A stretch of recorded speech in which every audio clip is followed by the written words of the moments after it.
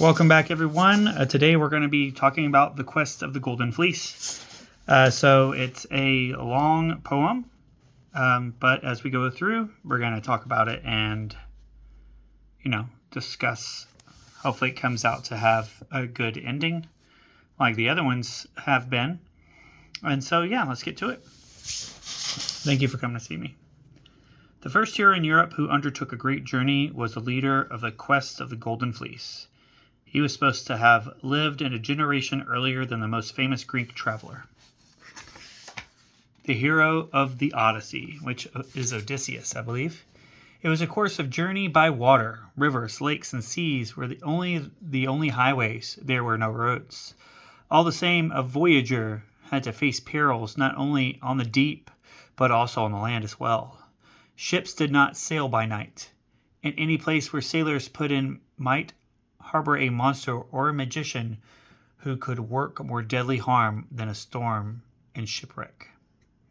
High courage was necessary to travel, especially outside of Greece. No story proved this fact better than the account of what heroes suffered who sailed in the ship Argo to find the Golden Fleece. It may be doubted, indeed, if there was ever a voyage on which sailors had to face so many and such varied dangers. However, they were all heroes of renown, some of the greatest in Greece, and they were quite equal to their adventures.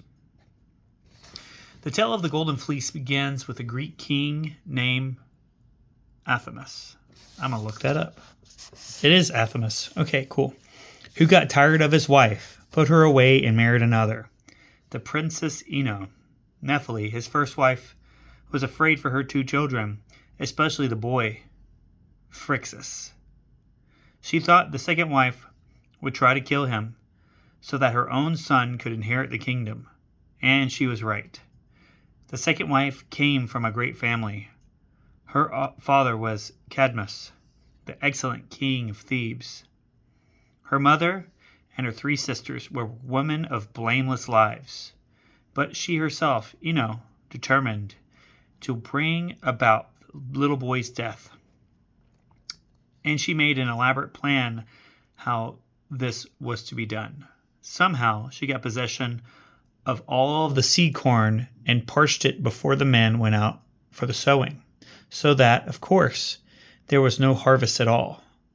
When the king sent a man to ask the oracle what he should do in this fearful distress, she persuaded, or more probably bribed, the messenger to say that the oracle had declared the corn would not grow again unless they offered up the young prince as a sacrifice. That's terrible. The people, threatened with starvation, forced the king to yield and permit the boy's death.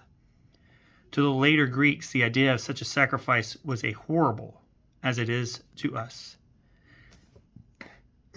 And when it played a part in a story, they almost always change it into something less shocking.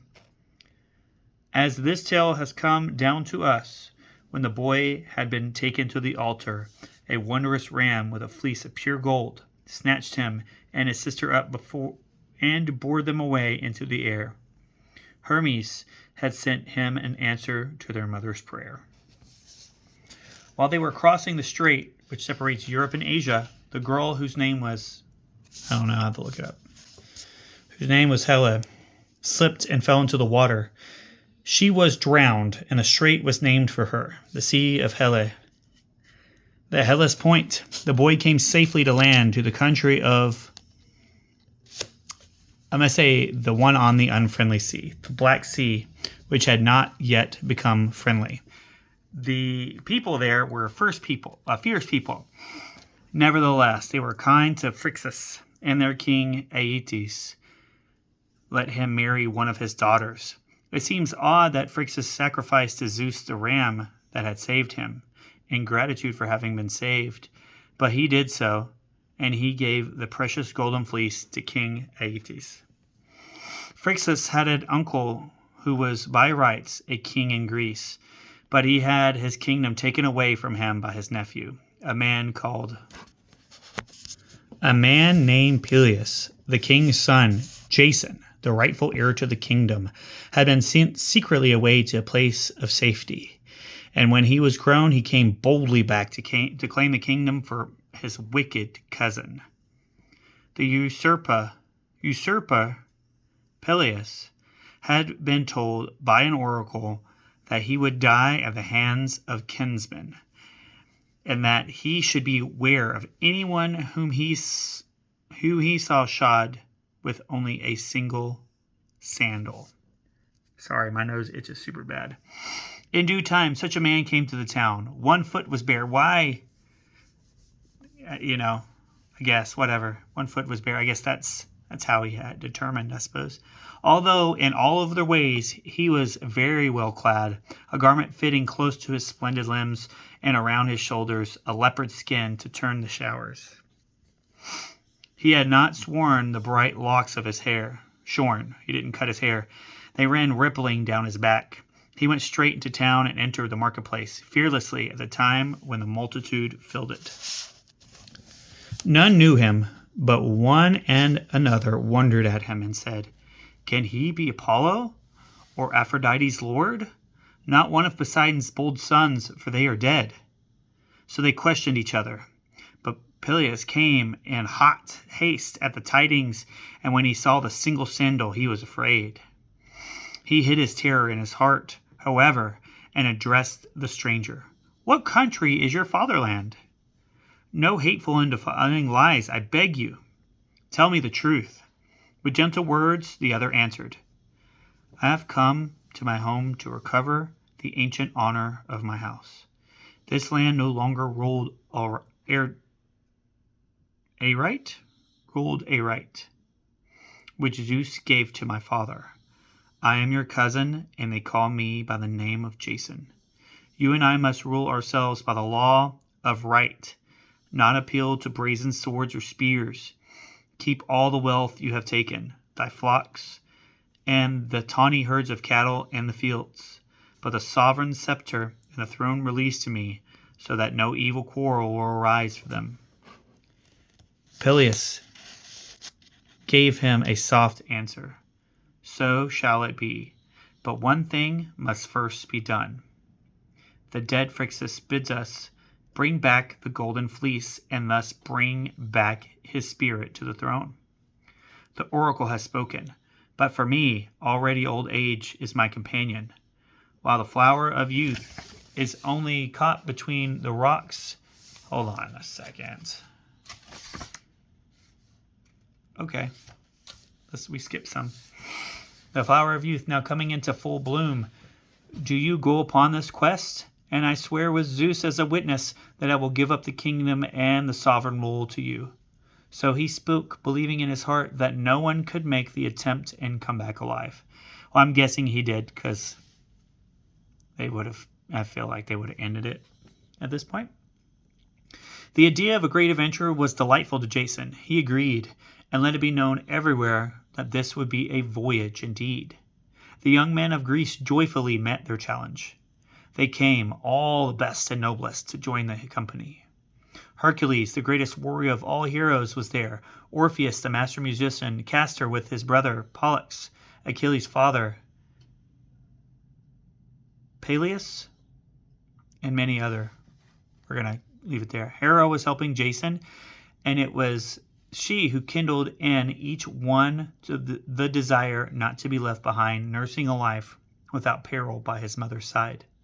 But even at the price of death, to drink with his comrades the perilous elixir of valor. They set sail in the ship Argo.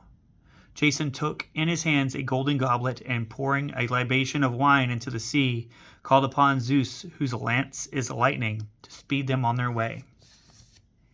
Great perils lay before them, and some of them paid with their lives for drinking that perilous elixir. They put in the first at Lemnos, a strange island where only women lived. That sounds like the Amazonian island.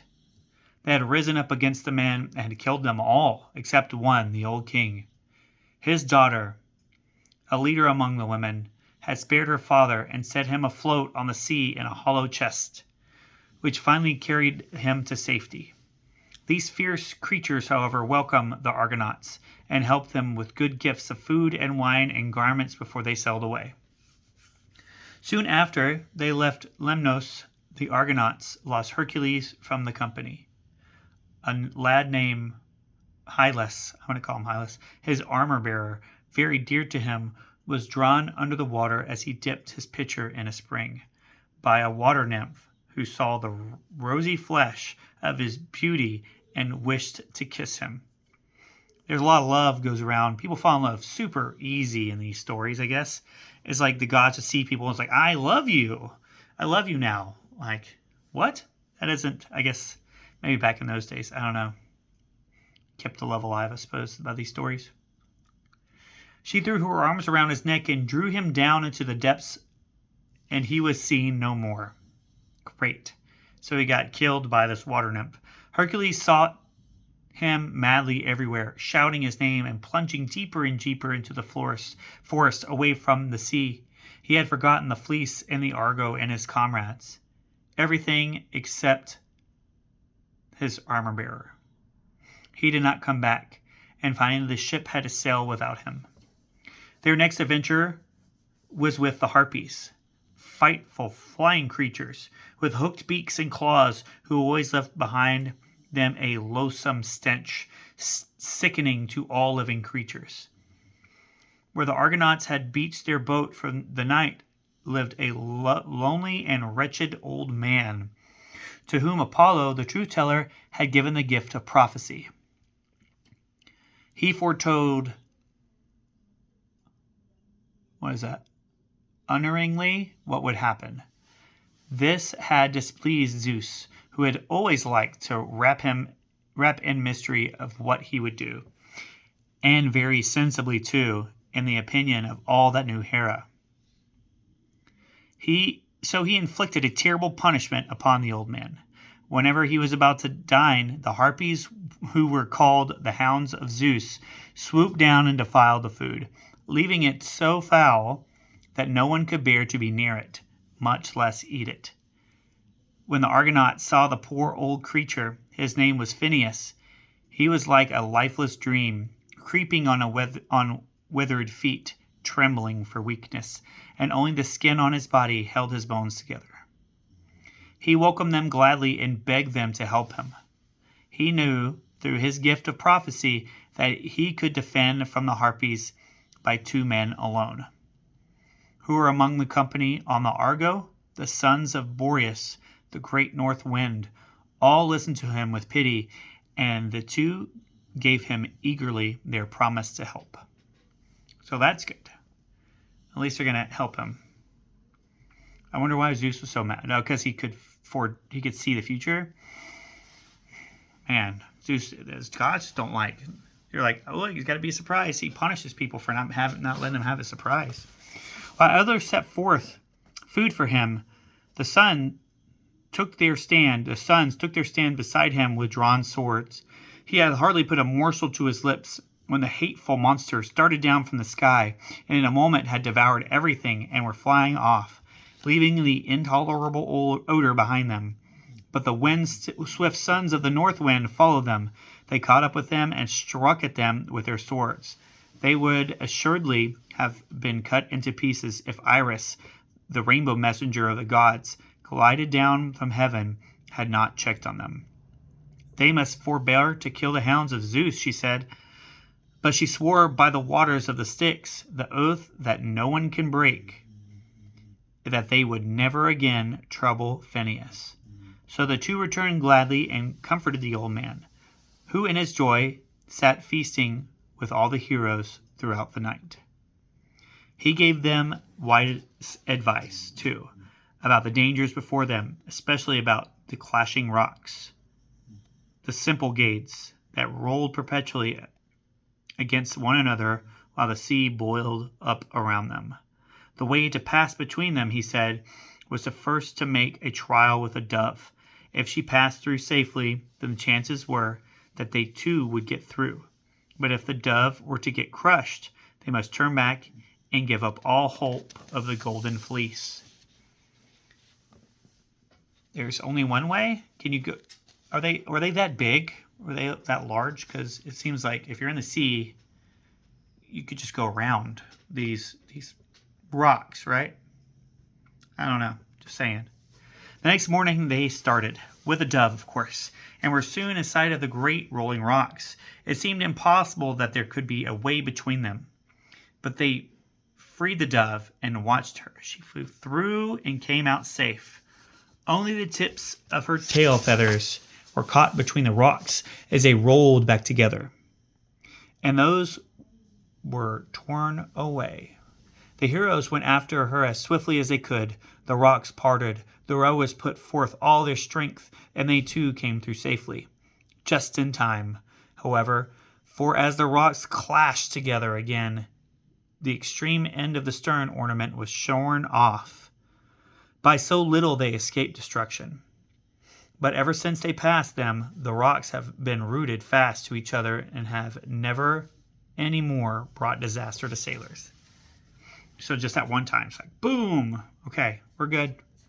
Not far from there was a country of the warrior women, the Amazons. So there's 2 islands of women. I guess one killed all the men, and the other maybe didn't have any men.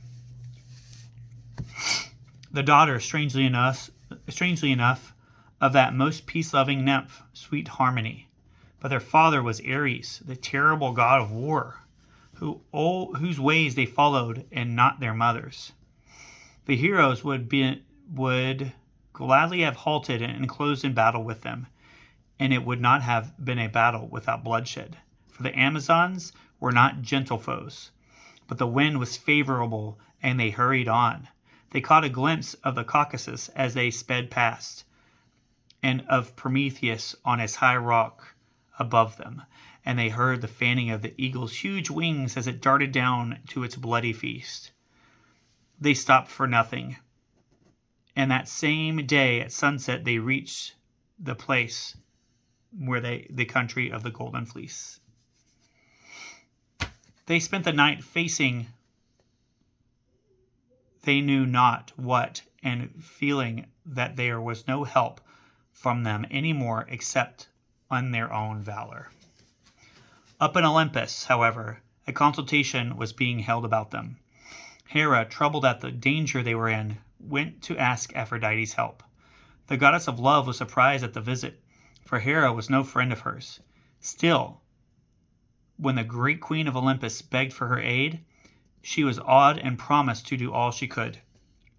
Together they planned that Aphrodite's son, Cupid, should make the daughter of the king fall in love with Jason. That was an excellent plan for Jason. The maiden, who was named Medea, interesting, knew how to work very powerful magic, and could undoubtedly save the Argonauts if she would use her dark knowledge for them.